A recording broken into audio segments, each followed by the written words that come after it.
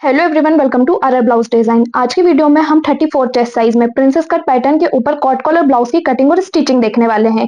तो वीडियो को एंड तक देखिएगा क्योंकि वीडियो के एंड में मैं आप सभी लोगों को डिटेचेबल कप्स लगाना बताऊंगी। डिटेचेबल जो कप्स होते हैं ना, उनको आप लगा भी सकते हैं और निकाल भी सकते हैं। अगर आपको कप्स लगाना है ब्लाउज में तो आप लगा लीजिए, और निकालना है तो आप उसको निकाल भी सकते हैं। तो इसको हम वीडियो के लास्ट में समझेंगे। ये ब्लाउज का मेन फैब्रिक है, इसको अभी हम साइड में रखेंगे और सबसे पहले बैक पार्ट को कट करना देखेंगे। बैक पार्ट हमारा पैक रहेगा। सबसे पहले आपको निशान लगाना है लेंथ के लिए। लेंथ मेरे ब्लाउज की है 13.5 इंच। उसमें 1 इंच प्लस करके मैं निशान लगाऊंगी 14.5 इंच पे। तो देखिए यहाँ पे लेंथ का निशान मैंने लगा के रखा हुआ है 14.5 इंच पे। दूसरा निशान आपको लगाना है फुल शोल्डर का हाफ करके। जब भी हम बॉट नेक या कॉलर नेक ब्लाउज बनाते हैं ना, तो उसमें हमें शोल्डर का हाफ करके ही निशान लगाना होता है। फुल शोल्डर का मेजरमेंट देख लेंगे। देखिए यहाँ पे मेरे फुल शोल्डर कितने आ रहे हैं, 13 इंच के। 13 को 2 से डिवाइड आपको करना है। 13 को हम 2 से डिवाइड करेंगे तो मेरा कितना आएगा, 6.5 इंच। यहाँ से मैं निशान लगा लूंगी 6.5 इंच पे। अब जब भी आप फुल शोल्डर निकालते हैं उसके बाद इतने ही शोल्डर आप रखते हैं और फिर आर्म होल का निशान लगा देते हैं। तो आपको क्या करना है, जितना भी फुल शोल्डर आया होगा ना, उसमें से माइनस करना है 1/2 इंच। ये आपका हर साइज में रहेगा कि आपको 1/2 इंच माइनस करना है। 1/2 इंच माइनस करने के बाद अब ये जितना भी बचेगा ना, वो हमारा शोल्डर रहेगा कॉलर वाले ब्लाउज के लिए। तो ये मेरा कितना आ रहा है, 6 इंच आ रहा है। अब हम निशान लगा लेंगे आर्म होल के लिए। तो आर्म होल का फॉर्मूला क्या होता है, बॉटनेक या कॉलर नेक ब्लाउज में जितने आपके शोल्डर रहेंगे उसमें 1/2 इंच प्लस करके आपको निशान लगाना है आर्म होल के लिए। तो यहां से मैं निशान लगा लूंगी 6.5 इंच पे। शोल्डर है मेरे 6 इंच के। आर्म होल से शोल्डर वाली लाइन को मिला लेंगे और चेस्ट लाइन को भी स्ट्रेट कर लेंगे।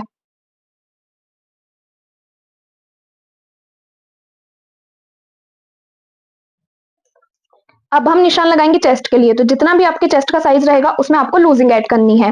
देखिए अभी जो हम ब्लाउज बना रहे हैं वो कॉलर ब्लाउज है, और कॉलर ब्लाउज पीछे से पैक रहता है। पैक होने की वजह से जो आपका मार्जिन रहता है ना, सिलाई मार्जिन, वो आपका कम पड़ जाता है। इसलिए यहाँ पे लूजिंग ऐड करते हुए ही आपको चेस्ट का निशान लगाना है। तो लूजिंग आपके अब 2 इंच नहीं, 2.5 इंच रहेगी।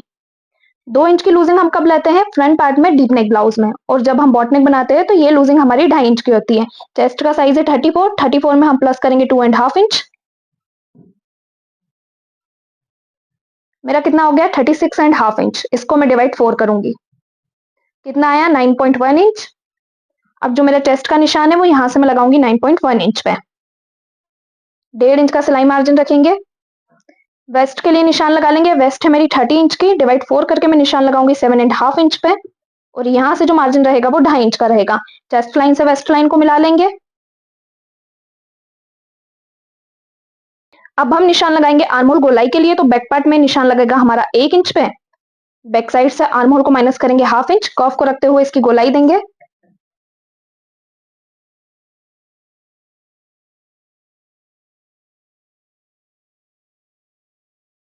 आर्म होल की गोलाई देने के बाद अब हम निशान लगाएंगे डॉट पॉइंट के लिए, क्योंकि बैक में हमारा डॉट आएगा। तो यहां से निशान लगेगा हमारा 4 इंच पे।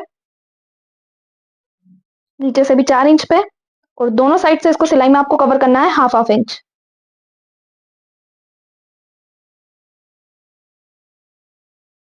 डॉट पॉइंट का निशान लगाने के बाद अब हम निशान लगा लेंगे नेक के लिए। तो देखिए यहां से मैं नेक की विड्थ रखूंगी 2 इंच। नेक लंबाई के लिए निशान लगाएंगे तो बैक पार्ट में हमेशा आपको नेक की लंबाई रखनी है 1 इंच। यहाँ पे हमारी कॉलर आती है तो 1 इंच से ज्यादा आपको गले की लंबाई रखनी नहीं है। अब देखिए जब हम नेक की गोलाई देंगे ना, तो यहाँ से 1/2 इंच जितना जो हमारा शोल्डर रहेगा वो स्टिचिंग में जाएगा। तो इसको छोड़ते हुए आपको गले की गोलाई देनी है।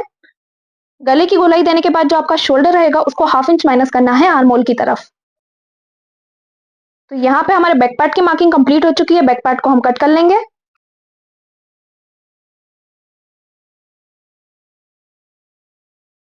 बैक पार्ट को कट करने के बाद अब हम अपने फ्रंट पार्ट को कट करना देखेंगे।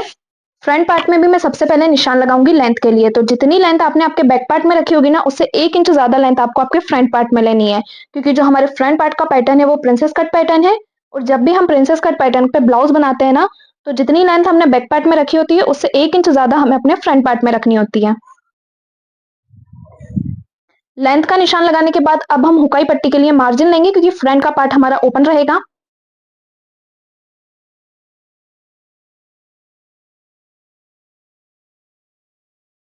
हुकाई पट्टी का मार्जिन लेने के बाद अब आपको क्या करना है, जो आपका बैक पार्ट रहेगा ना उसको लेना है और यहाँ पे जमा लेना है। इसकी पूरी मार्किंग आपको आपके फ्रंट पार्ट में ले लेनी है, क्योंकि फ्रंट और बैक की लूजिंग हमारी सेम ही है।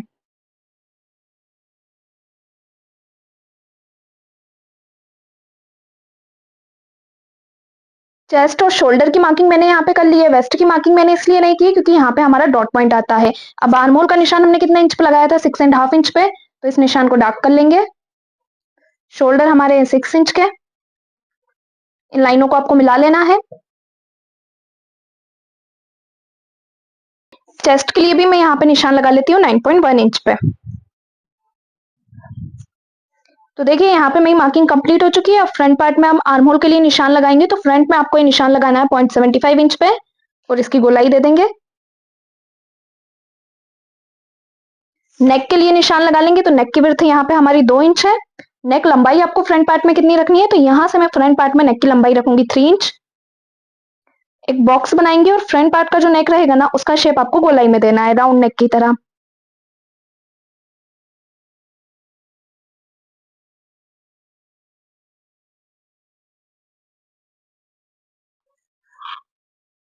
शोल्डर टू एपेक्स के लिए निशान लगाएंगे, ये तो शोल्डर टू एपेक्स है मेरा 9 इंच। उसके लिए मैं निकाल लूंगी शोल्डर का एक सेंटर। 9 में सिलाई का हाफ इंच प्लस करके मैं निशान लगाऊंगी 9.5 इंच पे। शोल्डर टू एपेक्स हो गया। एपेक्स टू एपेक्स देख लेंगे। एपेक्स टू एपेक्स है मेरा 3 इंच। इसमें सिलाई का मैं ऐड करूंगी 0.25 इंच। तो ये टोटल निशान मेरा आ रहा है 3.25 इंच पे। इसमें से हाफ इंच माइनस करके नीचे की तरफ से मैं निशान लगाऊंगी 2.75 इंच पे। दोनों लाइनों को मिला देंगे। मिलाने के बाद अब हम निशान लगाएंगे डॉट पॉइंट के लिए। तो जो डॉट पॉइंट का निशान है ना, वो मेरा लगेगा 2 इंच पे। तो यहाँ से मैं इंच टेप को रखूंगी और निशान लगाऊंगी 2 इंच पे। इसे भी हम क्रॉस में मिला लेंगे। और ये जो हमारा डॉट पॉइंट है ना, वो सिलाई में हमारा माइनस हो जाता है, इसलिए इसको छोड़ते हुए आपको वेस्ट के लिए निशान लगाना होता है। तो यहाँ से मैं टोटल माइनस करूंगी 2 इंच। वेस्ट है मेरी 7.5 इंच की। 1.5 इंच का वेस्ट में आ जाएगा हमारा मार्जिन। चेस्ट लाइन से वेस्ट लाइन को मिला लेंगे। नीचे की तरफ से डॉट पॉइंट की मार्किंग करने के बाद आर्म होल की तरफ से डॉट पॉइंट का निशान लगाएंगे। तो जो हमारी चेस्ट लाइन है, वहां से इंच टेप को रखेंगे और निशान लगाऊंगी मैं 1 इंच पे। एक का हाफ करके वापस से हम साइड में निशान लगाएंगे हाफ इंच पे, और इसको भी यहाँ क्रॉस में हम मिला देंगे। अब नीचे वाला डॉट पॉइंट हमारा सिलाई में कवर हुआ 2 इंच। ऊपर वाले डॉट पॉइंट के लिए मैं निशान लगाऊंगी 1 इंच पे, और इस लाइन को आपको बाहर तक जाने देना है। इन दोनों डॉट की लाइनों को हम नाप के देखेंगे कि हमारी कितने इंच पे रेडी हो रही है। तो फर्स्ट वाली मेरी रेडी हो रही है 5.75 इंच पे। दूसरी जहां भी 5.75 इंच पे रेडी हो रही होगी, वहां पे मैं निशान लगा दूंगी। जो हमारा आर्म होल है, उसको हम हाफ इंच माइनस कर देंगे, और इन दोनों पॉइंट को मिलाते हुए यहाँ पे हम बनाएंगे एक नया आर्म होल।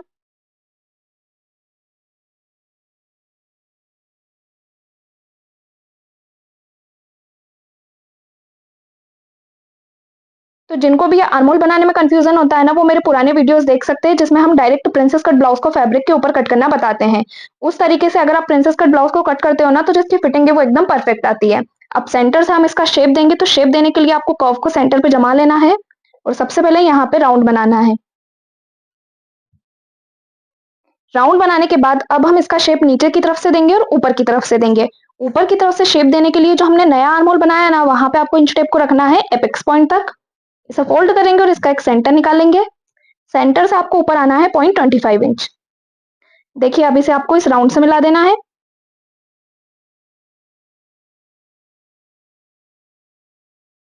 इस तरह से आपको ऊपर की तरफ से शेप देना है। अब नीचे की तरफ से शेप देंगे, तो नीचे की तरफ से शेप देने के लिए जो आपकी सेकंड वाली डॉट की लाइन है ना, उसके आपको टोटल 2 सेंटर निकालने हैं। अब जो आपका फर्स्ट वाला सेंटर रहेगा ना, उससे ऊपर आना है हाफ इंच। सेकंड वाले से ऊपर आना है 0.25 इंच, और इनको भी आपको राउंड में मिलाना है।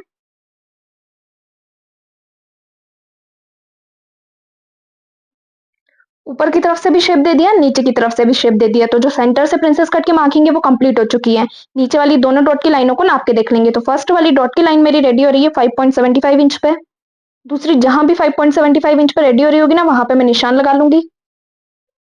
अब जो हमारा फ्रंट पार्ट था ना, उसमें हमने 1 इंच लंबाई एक्स्ट्रा ली थी, तो बैक साइड से 1 इंच माइनस करेंगे। फ्रंट साइड से भी 1 इंच हम ऊपर आएंगे। अब ये जो हम 1-1 इंच ऊपर आए हैं ना, इनको आपको आपके डॉट के पॉइंट से मिलाना है क्रॉस में। मिलाने के बाद आपको बैक का पार्ट लेना है और दोनों की फिटिंग वाली लाइनों को चेक करके देखना है। तो देखिए यहाँ पे जो मेरी दोनों पार्ट की फिटिंग वाली लाइन है, वो एकदम बराबर आ रही है। तो यहाँ पे हमारा फ्रंट पार्ट भी कंप्लीट हो चुका है। फ्रंट पार्ट को हम कट कर लेंगे।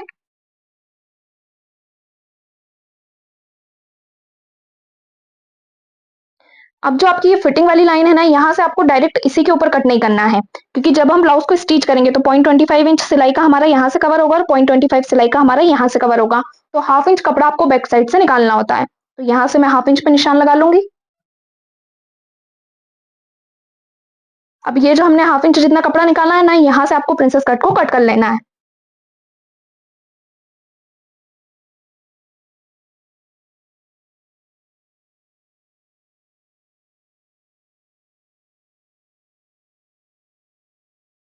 फ्रंट और बैक कट चुका है, दोनों का नेक मैंने आपको क्लियर कर दिया है।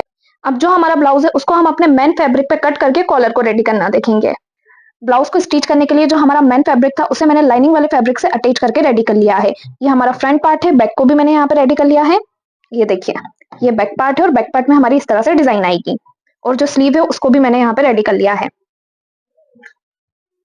बैक पार्ट और फ्रंट पार्ट के शोल्डर ज्वाइन करने से पहले हम फ्रंट पार्ट की स्टिचिंग देखेंगे। तो फ्रंट पार्ट में सबसे पहले आपको प्रिंसेस कट की सिलाई नहीं लगानी है। यहाँ पे हमारी कॉलर आएगी ना, तो कॉलर के लिए आपको पट्टी रेडी करनी है। तो यहाँ पे पट्टी को मैंने पहले से रेडी करके रखा हुआ है। आपको जिस भी कलर के फैब्रिक की कॉलर चाहिए ना, उस कलर की आपको पट्टी रेडी करनी है। अगर आपका सेम ब्लाउज का कपड़ा है ना, तो उसकी आप रेडी करना। तो यहाँ पे जो मैंने पट्टी रेडी करी है, वो पट्टी हमारा हुकाई का काम भी करेगी और कॉलर के लिए भी काम आएगी। तो इसको आपको किस तरह से लगाना होता है, यहाँ नीचे से आपको पैक सिलाई लगा लेनी है और एक साइड से भी इसको आपको सिलाई से अटैच कर लेना है। और इसकी जो टोटल लंबाई आपको रखनी है ना, वो आपके फ्रंट पार्ट के बराबर रखनी है। इसकी जो लेंथ रहेगी ना, वो आपके फ्रंट पार्ट से थोड़ी सी ज्यादा जानी चाहिए। और इसकी जो चौड़ाई रहेगी वो लगभग हमारी कितने इंच की रहेगी, वो मैं आपको बता देती हूँ। तो यहाँ से जो पट्टी की चौड़ाई मैंने रखी है वो 4 इंच तक रखी है। अब जो हमारा फ्रंट पार्ट रहेगा ना, उसमें हम अटैच करेंगे। तो अटैच करने के लिए जो जॉइंट वाला साइड रहेगा वो नीचे की तरफ आना चाहिए, क्योंकि नीचे की तरफ से जो हमारा फ्रंट पार्ट है ना, वो पैक है इस तरह से। और जो ओपन वाला साइड रहेगा ना, उसे आप ऊपर की साइड रखिएगा। पट्टी के सीधे वाले पार्ट पे आपको फ्रंट पार्ट को रखना है। इस तरह से जमा लेंगे इसको हम बराबर। बराबर जमाने के बाद ये जो आपका नेक रहेगा ना, वहां से आपको इंच टेप को लेना है और 1.5 इंच तक ये सिलाई को हम लगाएंगे। यहाँ से मैं टोटल 1.5 इंच पे निशान लगा रही हूँ। 1.5 इंच तक तो ये हमारा नेक में पैक होगा और जहां हमारी हुकाई की पट्टी आती है वो वाली साइड पे भी हमारा पैक हो जाएगा। तो इस पे हम सिलाई लगा लेंगे।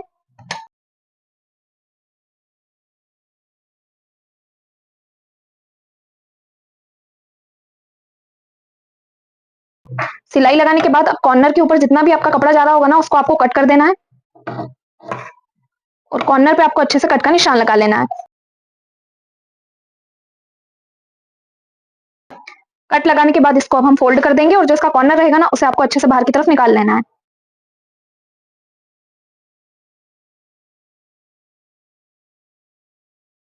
तो देखिए, पट्टी को इस तरह से मैंने फोल्ड कर दिया है।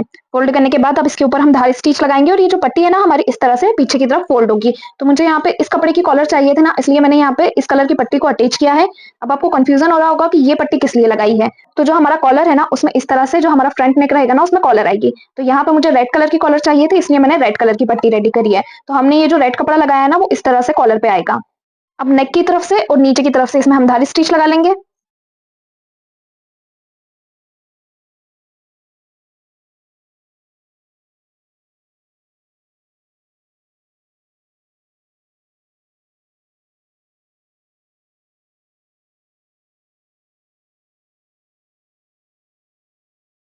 ये देखिए, इस तरह से मेरी पट्टी यहाँ पे लग के रेडी हो चुकी है। अब हम प्रिंसेस कट की सिलाई लगा लेंगे इसमें। तो मैं इसका दूसरा पार्ट भी ले लूंगी।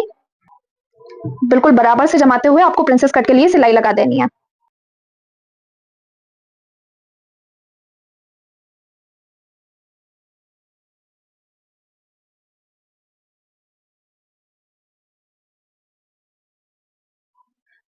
तो देखिए, फ्रंट मेरा यहाँ पे कंप्लीट हो चुका है। सेम इसी तरह से मैं अपना दूसरा वाला पार्ट भी रेडी कर लूंगी। तो यहाँ पे मेरे दोनों पार्ट रेडी हो चुके हैं। फ्रंट का लुक कुछ इस तरह से आएगा जब हम पट्टी को फोल्ड कर देंगे। ये देखिए, इस तरह से। अब हम कॉलर अटैच करेंगे। तो कॉलर अटैच करने के लिए फ्रंट और बैक दोनों पार्ट के शोल्डर आपको ज्वाइंट कर लेने हैं। देखिए, शोल्डर मैंने यहाँ पे ज्वाइंट कर लिया है। अब हम कॉलर अटैच करेंगे तो हमारी जो नेक की गोलाई है ना, उसको हम नाप के देखेंगे। तो यहाँ पे हमने पट्टी 1.5 इंच तक लगाई हुई है ना, तो वो 1.5 इंच छोड़ के ही आपको कॉलर को नाप के देखना है। यहाँ से मैं निशान लगा लूंगी 1.5 इंच पे। जो हमारा दूसरा वाला नेक है, उधर भी मैं निशान लगाऊंगी 1.5 इंच पे। अब इस गोलाई को हम चेक करके देख लेंगे।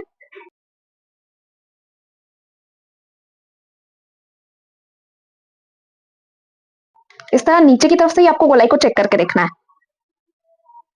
तो ये मेरी टोटल रेडी हो रही है 11 इंच पे। ये देखिए, यहाँ पे मेरा टोटल कितना आया, 11 इंच। अब हम कैनवास लेंगे और अपनी कॉलर को रेडी करेंगे। कॉलर बनाने के लिए कैनवास लेंगे और सबसे पहले निशान लगाएंगे कॉलर की चौड़ाई के लिए कि आपको कॉलर कितने इंच की चाहिए। तो यहाँ से मैं निशान लगाऊंगी 4 इंच पे।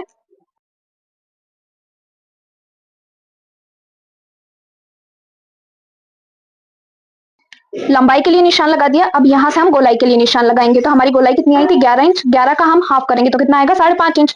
0.25 इंच आपको सिलाई का लेना है और यहाँ से मैं निशान लगाऊंगी 5.75 इंच पे। यहाँ से आपको निशान लगाना है 2.5 इंच पे। ये जो हमारा नीचे का हिस्सा है ना, यहाँ पे इंच टेप रखेंगे और निशान लगाएंगे 2.5 इंच पे। और यहाँ से बाहर की तरफ आना है 1.5 इंच। और अब इसको क्रॉस में मिलाते हुए हम कॉलर का शेप देंगे।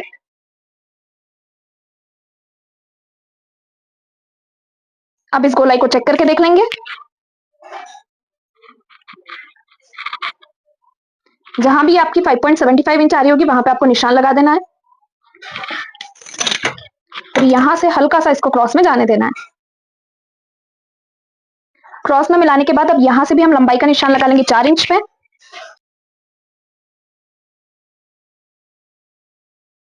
और इस तरह क्रॉस में इसको मिला लेंगे।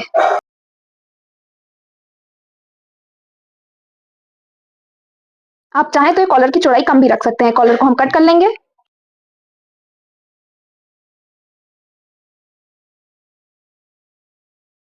अब इसको हम फैब्रिक से अटैच करेंगे। तो सबसे पहले आपको अटैच करना है मेन फैब्रिक से। मेन फैब्रिक ले लिया है मैंने यहाँ पे। अब जो हमारा कैनवास का साइड रहेगा, जहाँ पे हमने गोलाई नाप के देखी थी ना, वो वाली साइड पे हम हमारे मेन फैब्रिक को फोल्ड करके अटैच करेंगे। तो आपको मेन फैब्रिक ले लेना है, उसके ऊपर कैनवास को अच्छे से जमा लेना है। यहाँ पे जो मेरा मेन फैब्रिक है वो थोड़ा सा पतला है, इसलिए मैंने लाइनिंग वाले फैब्रिक का भी यूज किया है। अब जो गोलाई वाला साइड रहेगा ना, उसके ऊपर आपको मेन फैब्रिक को फोल्ड कर देना है। बाकी जहाँ पे हमारे कॉर्नर निकले हुए हैं और ऊपर वाला साइड है ना, वहां पे आपको फैब्रिक को फोल्ड नहीं करना है। सिर्फ एक ही साइड पे हम मेन फैब्रिक को फोल्ड करेंगे।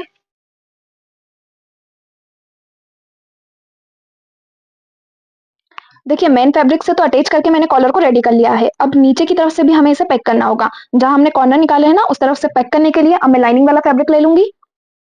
लाइनिंग वाले फैब्रिक को हम मेन फैब्रिक के नीचे रखेंगे, इस तरह से।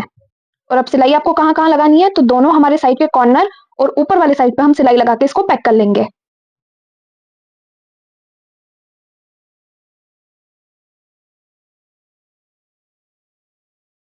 पैक करने के बाद जितना भी एक्स्ट्रा फैब्रिक निकल रहा होगा ना, उसको कट कर देना है।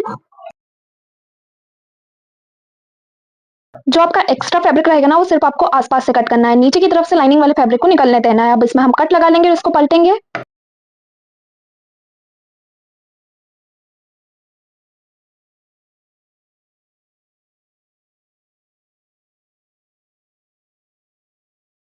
जो इसके कॉर्नर रहेंगे ना, उसे आपको अच्छे से बाहर की तरफ निकाल लेना है। निकालने के बाद अब ऊपर की तरफ हम धार स्टिच लगा लेंगे और नीचे की तरफ जो कपड़ा निकला हुआ है ना, उसको आपको आधा इंच निकलने देना है, जो हमारा सिलाई में कवर होगा। जितना भी एक्स्ट्रा जा रहा होगा ना, उसको कट कर देना और जितना कपड़ा आपको सिलाई में लगेगा ना, उतना आपको बचा लेना है। अब इसमें हम धारी स्टिच लगाएंगे।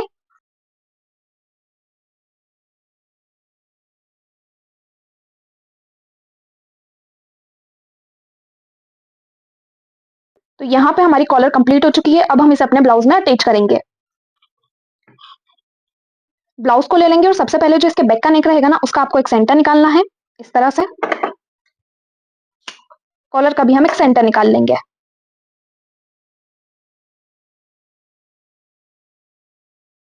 अब सेंटर से रखते हुए ही हम कॉलर को अटैच करेंगे। ये देखिए, जो लाइनिंग वाला फैब्रिक रहेगा ना, उसे मैं ब्लाउज के ऊपर जमा लूंगी और यहीं से हम दोनों साइड पर कॉलर को अटैच कर देंगे।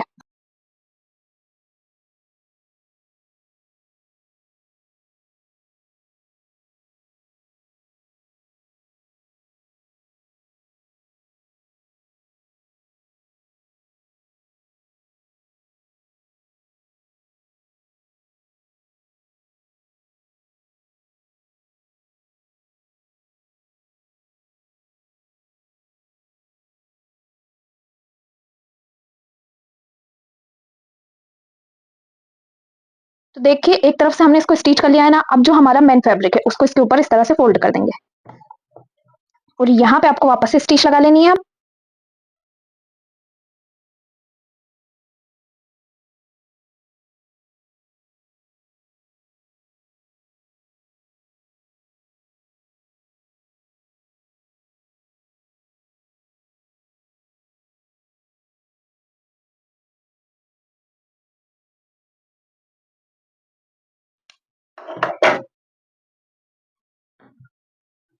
देखिए यहाँ पे हमारी कॉलर रेडी हो चुकी है, इसको हम इस तरह से फोल्ड कर देंगे।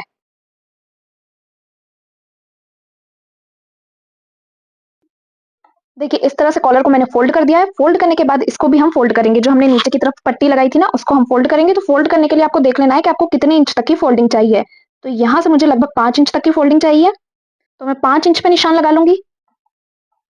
दूसरे वाले पार्ट में भी मैं निशान लगाऊंगी 5 इंच पे। ये देखिए इस तरह से। अब इसको हम फोल्ड कर देंगे 5 इंच तक। आप चाहें तो यहाँ पे सिलाई भी लगा सकते हैं, तो मैं सिलाई लगा लूंगी और फिर इसमें हम प्रेस कर लेंगे।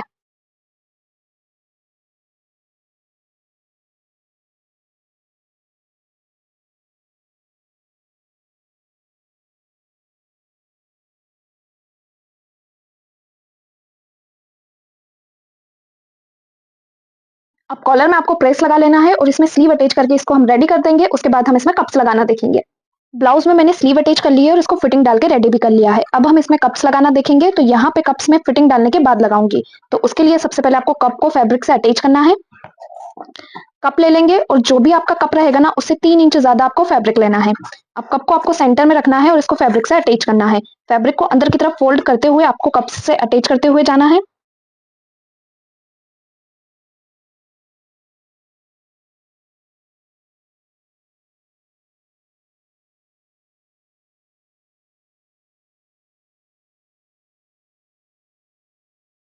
अटैच करने के बाद अब सेंटर में आपका सारा कपड़ा आ जाएगा, देखिए इस तरह से। तो एक और सिलाई लगा के आपको इसको पैक कर लेना है।